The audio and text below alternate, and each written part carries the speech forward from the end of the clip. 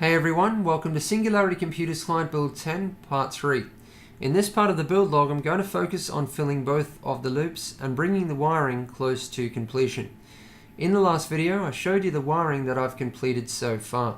I've now also completed the SATA data cables, so it's time to get all of this wiring installed. I've installed the wiring that I've completed so far, so the main wiring is now installed. But I still need to complete the wiring for the fans, of which there's 20, so that's a lot of wiring in itself. I also need to make up some custom cables for the Aquero 5 Pro, and I need to run power to the SSD hard drives, pumps, and lighting. Now, I talked about the ModSmart clips that I've used on these cables in the last part of the build log. I've also talked about them a lot in previous videos. I don't usually use them on a 24-pin cable, and that's because the maximum clip size is made for 4 wires. It would be nice if there was a clip designed for a 24-pin cable. The reason I've used them on this 24-pin cable is because of something I also talked about in the last part of the build log, the pinout of the AX1200. Because it's all over the place, and because this is a fairly short cable, it was very difficult to sort out all of the wiring mess before the cable came into view. Basically, if you have a bad pinout and the cable is long enough, it gives you enough cable length to be able to sort out all of that cable mess before you get around the front of the build. But it was only the ModSmart clips that allowed me to get this cable into position. I had a couple of options with the PCI Express cables. Initially, when I decided to run them vertically, what I had in mind was to run them all on top of each other down in a line. But that wasn't possible because they would have actually taken up so much space that way that they would have been nearly touching the side panel window. And also the cable routing hole that I had to run the PCI Express cables through was the wrong shape for that, and it was only just big enough to fit the cables. But I actually prefer them this way, side by side, because they match up better with the other cables. You can also see more of the cables, which is certainly not a bad thing considering the effort you go to do custom wiring. And something I like to do with my wiring is add curves in a build. Mainly in a build where I've gone for straight tubing, because there's so many straight lines and 90-degree angles. It's nice to create a bit of balance with the wiring. Now looking around the back of the build, the cable management is starting to take shape, but there's still a lot to be done back here. I'm going to give you a far more detailed look at the cable management once it's complete. You can see how I'm dividing up the power between the two power supplies. I'd like to run the graphics cards only off the lower power supply and the rest off the top power supply, but it just depends how the cable management works out. I've had a few people ask me why I'm using 2 AX1200s in this build. Yes, it is overkill, but something you need to remember is that with client builds, a lot of the time it's not up to me. I can say that when you're doing some serious overclocking, it is nice to have the peace of mind of having 2 massive power supplies. In the last part of the build log, I gave you a look at the configuration of the 24-pin cable. Basically, to start the 2 power supplies at the same time, I'm running 2 wires from the 24-pin connector on the first power supply to the 24-pin connector on the second power supply. Now, this is very easy to do, but if you don't want to go custom, there is some products out there. BitsPower makes a PCB for starting multiple power supplies.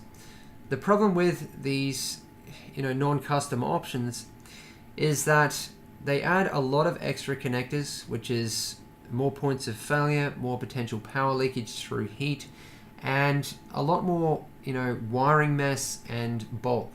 So you're better off doing things this way. It is very easy, and there's a lot of information out there about this. So you can see I'm using a BitsPower X station. That's going to be for the pumps, the lighting, and the case fans.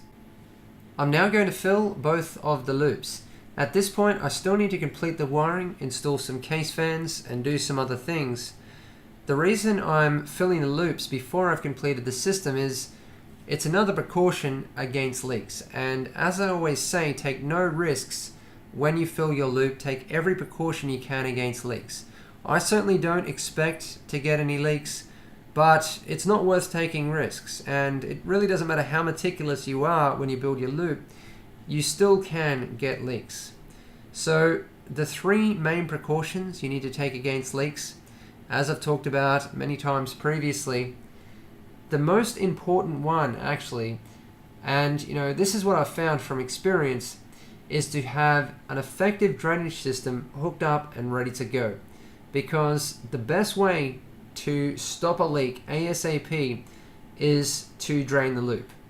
So that's the most important one. Have paper towels or something similar around the build wherever there could be a leak.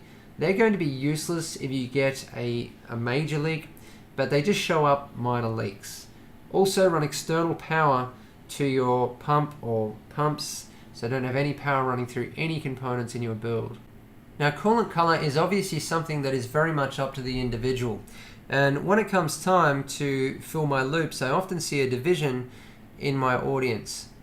The coolants I'm going to use in these two loops, in the CPU and motherboard loop, I'm going to use Mayhem's X1 UV Blue. In the graphics loop, I'm going to use Mayhem's Pastel UV White. So I'm using an opaque coolant, which is not transparent, and a transparent coolant, which could certainly look unusual together, but what I'm going to do to blend them in with each other is use UV lighting, because both coolants are UV reactive. Both coolants glow blue under a UV light. I'm also going to darken up the X1 UV Blue so that it is so dark that it's hardly transparent. Now I'd like to talk a little bit about water cooling loops leaking, because I have seen a few misconceptions out there.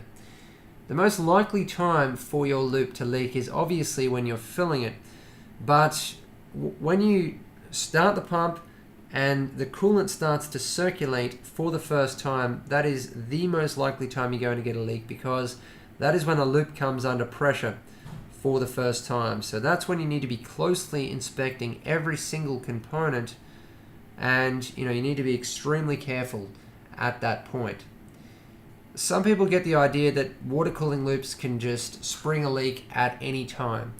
But if you get through filling your loop and you get through your leak test, which really only needs to be about 15 minutes. I mean, if your loop doesn't leak in the first 60 seconds of circulation, it's probably not going to leak at all. But I'd say 15 minutes is definitely good enough for a leak test. If you get through that, then it's very likely that it is never going to leak. But under extremely unusual circumstances, you can wear out a component and get a leak at some point down the track. But that's something I've never seen in any of my builds, and I've built a lot of systems, so it is very unlikely. So once you've filled your loop and completed your leak test, you can have that peace of mind that it's extremely unlikely that the loop is going to leak after that. I mentioned components potentially wearing out and possibly leaking after a long period of time. The only components in a water cooling loop that you really need to worry about wearing out is pumps. They have a mean time before failure of usually 50,000 hours. So they're going to last around 5 years, obviously depending on how much you use your system. But even if they completely wear out, it's still extremely unlikely that they're actually going to leak. And the rest of the components in a water cooling loop last for a very long time. For example, I have bits power fittings that are 8 years old, and they still look new, and they still work perfectly. And that also goes for reservoirs. I mean, acrylic lasts a very long time. So the other components you don't need to worry about. You may be thinking that O-rings will break down, but as I said, I have fittings which have O-rings in them that are 8 years old and they're still fine. The component with the shortest lifespan by far out of any water cooling component is soft tubing. I've talked about this a lot previously. It's the biggest cause of maintenance in water cooling loops. It breaks down very quickly, and a sign of it breaking down is discoloration. And when you see soft tubing discoloring, you know that your loop is probably going to need maintenance fairly soon. So that's another big benefit of hard tubing. Loops with hard tubing are going to need less maintenance, and they're going to last a very long time. Acrylic is an extremely durable material, And you know, if you have a loop with all hard tubing, then the only thing you need to worry about is replacing the coolant. And Mayhem's coolants last for 2 to 3 years, and most people don't use a loop for more than 2 years. I've actually never had a loop running for more than 1 year, because within that time I'm upgrading components, changing the loop around, and when I do that I take the opportunity to replace the coolant even if it doesn't need replacing. Now, components that leak the most. It's always pre-assembled components, and I'm not talking about water blocks, because you know they come pre-assembled, pre-sealed, and most of the time you're not supposed to dismantle them because you'll void the warranty, so you don't need to worry about water blocks. What I'm talking about is, you know, reservoirs, pump and res configs, components like that. They always come just loosely screwed together. The manufacturers never tighten them up properly. You need to pull them apart, check the O-rings, make sure they're seated properly, and then tighten everything up. These pump and res configs, for example, the reservoir tops, the reservoir bases, those are components I see catching out people a lot. And when they leak, you know, if they're not tightened up properly, they leak very fast. So that's what you need to watch out for. The rest of the components are not going to leak unless you've made a big mistake or unless something is faulty. Probably the most reliable components are, from my experience, water blocks and radiators. I've never had a water block leak, and I've never had a radiator leak. So anyway, I thought I'd just talk a little bit about leaks and maintenance, because they seem to be the two things that people go on about as the biggest negatives of water cooling loops. But I find that both of these things are never really a problem. If you get a leak, it's almost always because you've made a mistake, and as long as you take all of the necessary precautions against leaks, they're never really an inconvenience anyway. And when it comes to maintenance, as I said, I'm always upgrading my systems long before they need maintaining anyway. The loops are now full and circulating. It took less than 10 minutes to fill both of these loops. If you want your loop to be quick and easy to fill, there's a few things you need to focus on.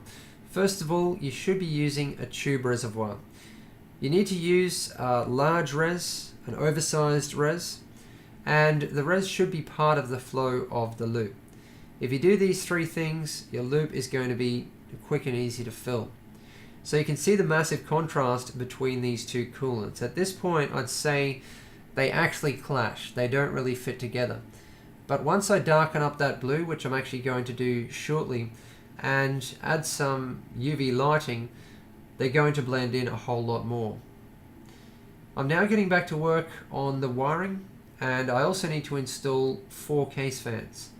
So I have all of the tools and materials laid out here ready to go, and I'm actually going to take you through a little bit of the process of the custom wiring, because I've had a lot of people asking me for custom wiring videos, and I did mention that I was going to do some. I'm so busy at the moment with client builds that I don't really have any time, so I'm actually going to add a little bit of the process of custom wiring into my build logs. Now, this component here is actually for a 360mm radiator, but I'm going to use it to just install fans in. So that's going to go on this side of the build in the 5.25 inch bays, and I'm going to add 3 120mm case fans. And I'm doing this just to kind of fill in this side a little bit and balance things a little bit more. I've now almost completed the wiring, and I'm just working on the SATA power cable. So this is going to be to power the SSD and 2 hard drives. So I'm using 90-degree SATA connectors, and these are very easy to use. You just need to push the wire into the back of the plug, and then there's a cover that clips onto the back. So the first thing I did, I cut 5 wires at exactly the same length, 18 gauge, and I then measured out exactly where these plugs needed to go, and then I pushed the wires into them and clipped the covers onto the back. Now, you don't need to sleeve in between the plugs because that's just going to create a mess, and it also makes the wiring less flexible, and you may need that wiring to be flexible.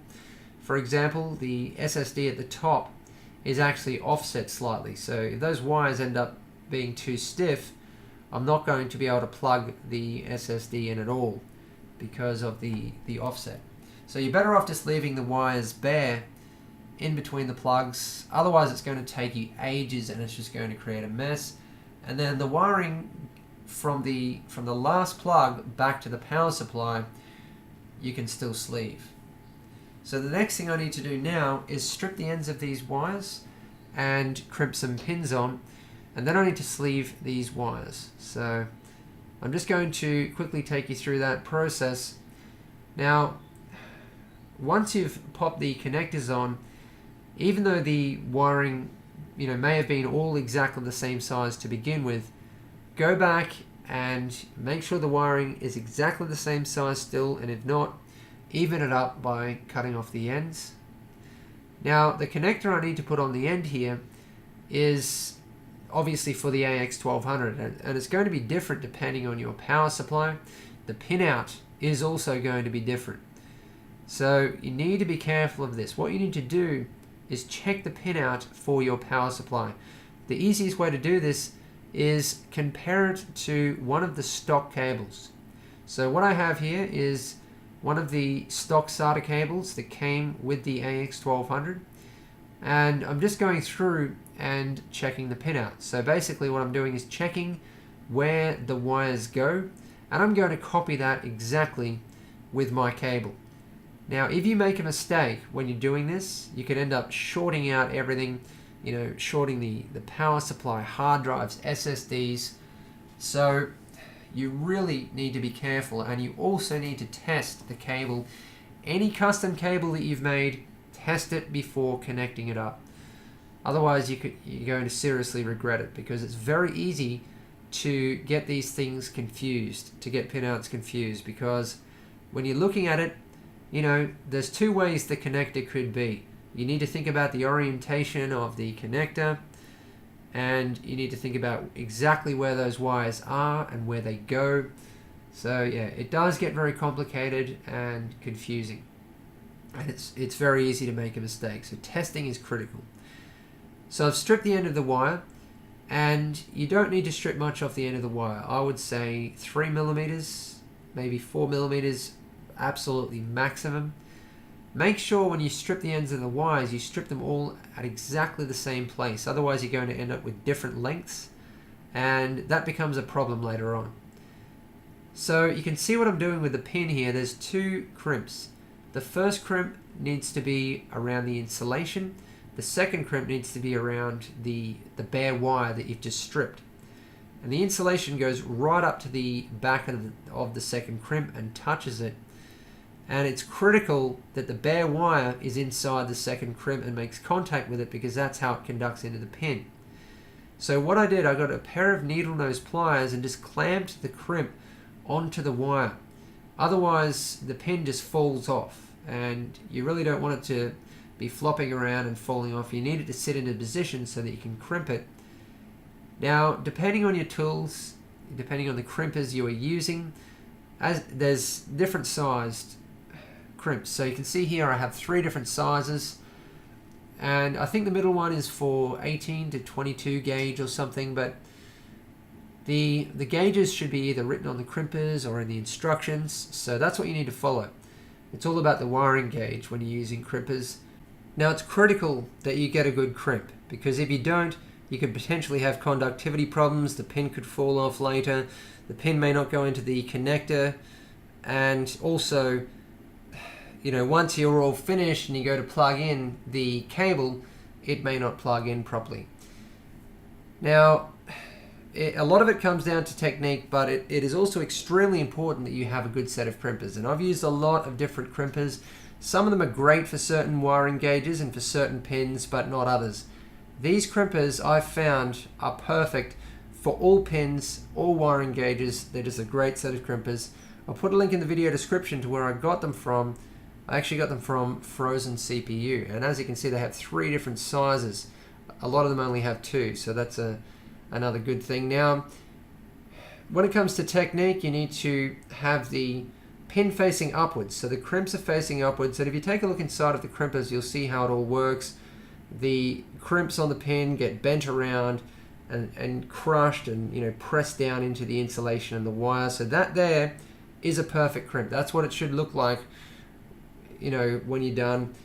And you can see that the pin is in perfect condition. It's not bent, it's not crushed in any way except where it's supposed to be. So just a quick look at the crimpers. You can see that one side is larger than the other. The large side is for the first crimp, which crimps down onto the insulation. The smaller side is for the second crimp, which crimps down onto the wire. So that's how you figure out the direction you need to insert the pin from. So I've crimped on all of the pins, and it's now time to start sleeving. This is when it gets a little bit more difficult. Your sleeving length needs to be perfect. In this case I'm going from the back of the connector to the back of the pin, but depending on the type of cable it is, your wiring gauge, the connectors you are using, the pins you are using, your sleeving length is going to need to be different. So you need to come up with your own markers, your own way of measuring your sleeving lengths. Once you've cut your sleeving, you need to melt and shape the ends so that it doesn't fray, and then thread it onto the wire. Now I'm using pre-cut MDPC heat shrink, but if you're cutting your own, you need to make sure you cut it the exact same length every time. Otherwise, you're going to end up with heat shrink all over the place. Now when it comes to fixing the sleeving onto the wire with the heat shrink, again you need to come up with your own markers. In this case I'm going about 2 mil back from the pin with the sleeving.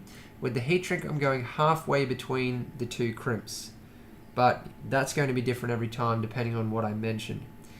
Now you're better off using a heat gun as a beginner instead of something like this or naked flame. It's just going to make it a little bit easier, but it's up to you. It is good to get used to something right from the beginning. Once you've fixed the sleeving to one end, you need to pull it taut before you fix it to the other end. You actually need to pull it fairly tight. So obviously to be able to do that, the sleeving needs to be the correct length. So that's just one custom cable out of so many that you can make, and each requires different techniques and different knowledge. There is a lot of custom wiring information I would like to cover in the future. Okay, I've skipped ahead a little bit here. I've just booted the system for the first time, and it booted successfully on the first boot. There was just one little problem. Remember that some of the components are from the client's previous build, including the motherboard, and when I booted for the first time I had no signal. I knew it would be something simple, so I had a look around and found that the PCI Express dip switches were all switched off. I was actually concerned about some of these components, in particular the graphics cards, because they didn't come in ESD protected packaging and they came without heat sinks, so they were just the bare PCBs. But it turns out all of the components are fine and the system is up and running.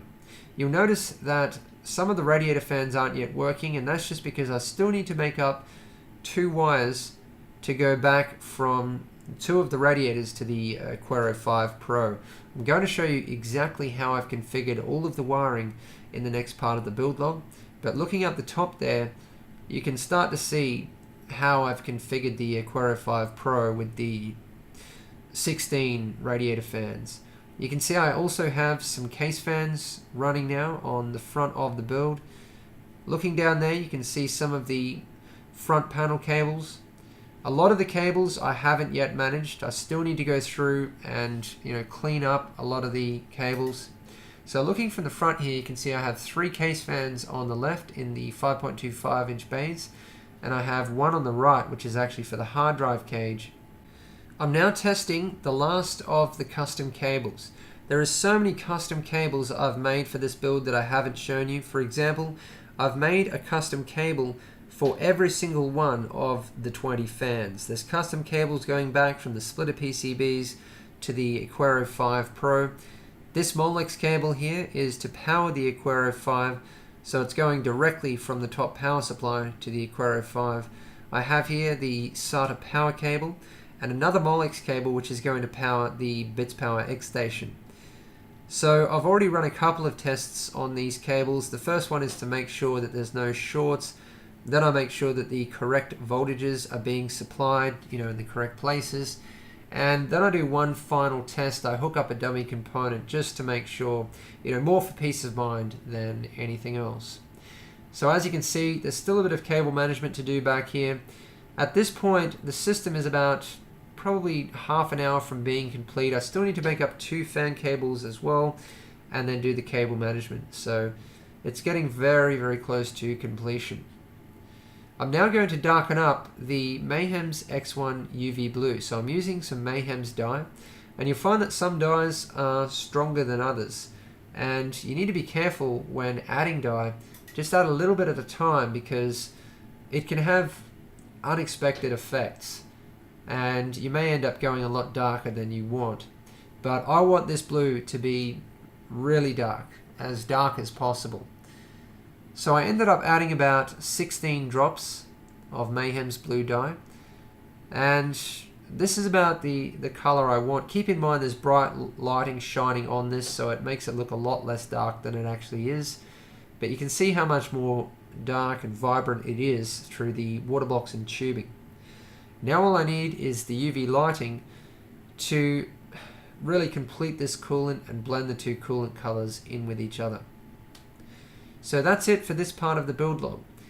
In the next part of the build log, I'm going to take you through my entire wiring configuration, in particular how I've configured the Aquero 5 Pro, because that's something I've had a lot of questions about. I know a lot of people are interested in the Aquero, and I think the only reason a lot more people are not going for the Aquero is because of how difficult it is to configure. I'm also going to take you through how I set up the Aquero itself. I'm going to set up fan curves for the radiator fans for both of the loops, and I'm also going to take you through all of the test results. That sums up this video. Thanks for watching. Please subscribe, like, and favorite if you want to see more.